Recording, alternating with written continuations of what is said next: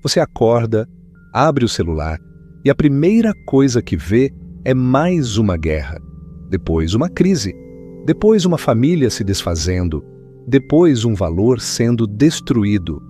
E no meio de tudo isso, uma pergunta silenciosa toma conta da sua mente. Será que esse mundo está chegando ao fim? Se você já pensou nisso, você não está sozinho. E essa pergunta merece uma resposta séria. Bloco 1. O que Jesus realmente disse. Há 2000 anos, os discípulos fizeram exatamente essa pergunta a Jesus. Eles apontaram para o templo, símbolo de estabilidade, de poder, de permanência, e Jesus disse: tudo isso vai cair. A resposta dele está em Mateus 24, e ela é mais atual do que parece. Jesus falou de guerras e rumores de guerras, de nação se levantando contra nação, de fome e terremotos em vários lugares. Falou de perseguição contra quem crê, de amor que esfria, de falsos profetas que vão enganar até os mais preparados. Lê isso de novo devagar. Parece familiar? Mas tem uma parte dessa resposta que muita gente convenientemente ignora. Quanto ao dia e à hora, ninguém sabe, nem os anjos do céu, nem o Filho, somente o Pai. Ninguém sabe, nem o pastor mais ungido, nem o profeta mais seguido, nem o canal mais viral, só o Pai.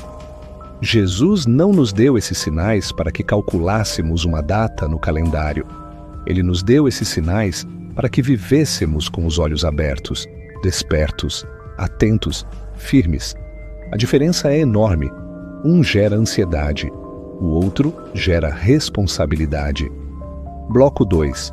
O padrão que Paulo viu. Paulo não era ingênuo. Ele sabia que o mundo iria piorar antes de melhorar. Em 2 Timóteo 3, ele descreve uma geração específica, pessoas amantes de si mesmas, ingrata, sem afeto natural, amantes do prazer mais do que amantes de Deus, cheias de religião na aparência, mas sem nenhum poder real por dentro.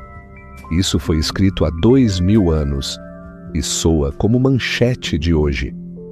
Paulo não estava marcando data, estava descrevendo um padrão, uma deterioração moral que se aprofunda com o tempo, que vai ficando mais intensa, mais evidente, mais difícil de ignorar. E nós estamos assistindo a isso em tempo real, no feed, no noticiário, na nossa própria vizinhança. Bloco 3. Apocalipse não é o que te venderam. A maioria das pessoas ouve a palavra apocalipse e pensa em catástrofe, destruição, fim de tudo.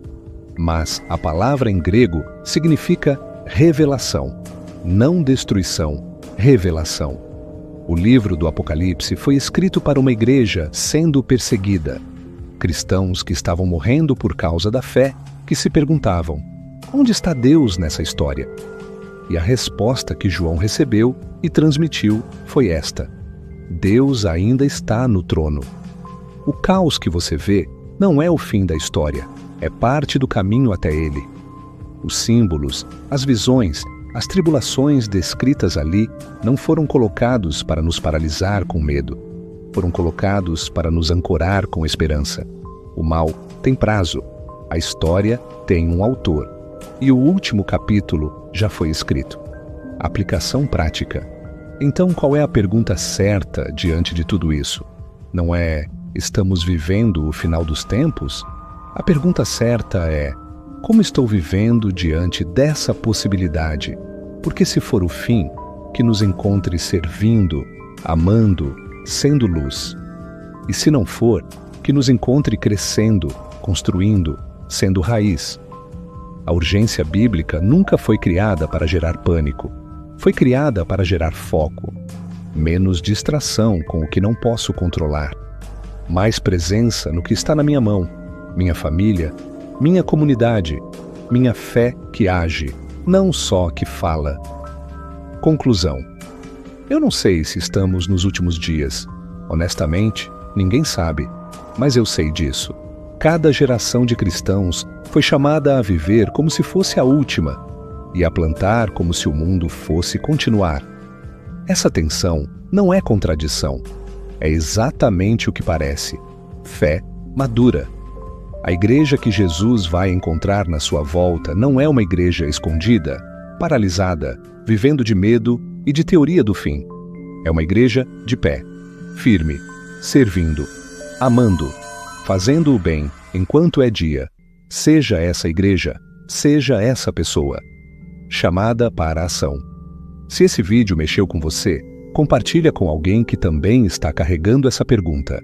Às vezes, a conversa que muda tudo começa num lugar simples como esse.